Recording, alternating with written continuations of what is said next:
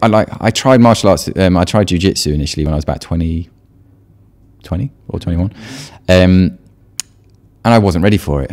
In all honesty, I went and I was just a bit like my, young dick energy or whatever it's, like I just had, and I was just like the ego, whatever all that bullshit was, and I was just like, this isn't for me. So I was like, nah, and so I was like, fine, and I left it for a few years, and I then went to Brighton. And I first go of kickboxing. I was like, this is fucking brilliant. Nice. I'm allowed to swear on this. It's on your podcast. Course, oh, you can edit it out anyway, can't you? It doesn't matter. But it was just like, yeah, click. Yeah.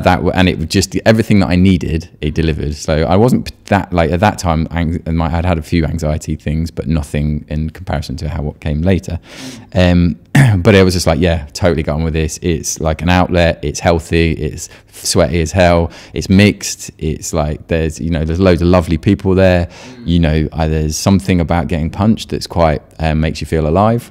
And it does, like you become very aware of being your senses and who you are once you get punched in the face, and quite addictive after. Yeah, and it's just like, so yeah, and fitness wise it was like, okay, this all ticks lots of boxes, and so I started regularly doing it, and it was a lot of getting over the, I don't know, getting over what was I getting over?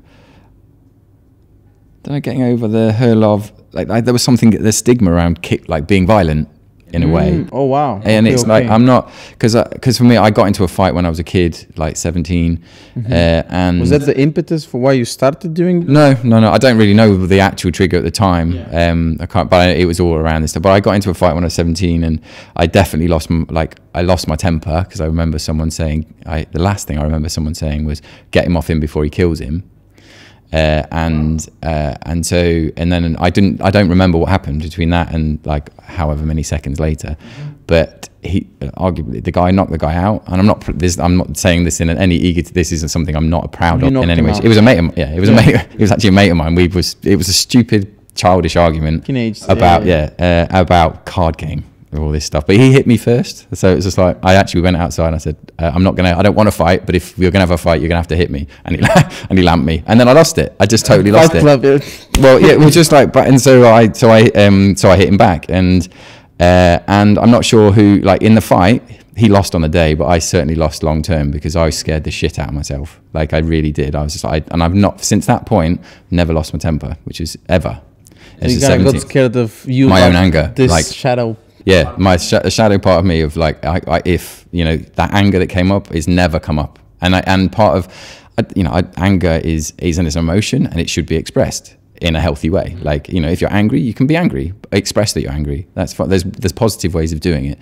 If you keep it locked in, it comes out in unhealthy ways, like any emotion, it does. But I didn't know of all this, and it took me 20 years to realize that, and it's like I processed that with my therapist.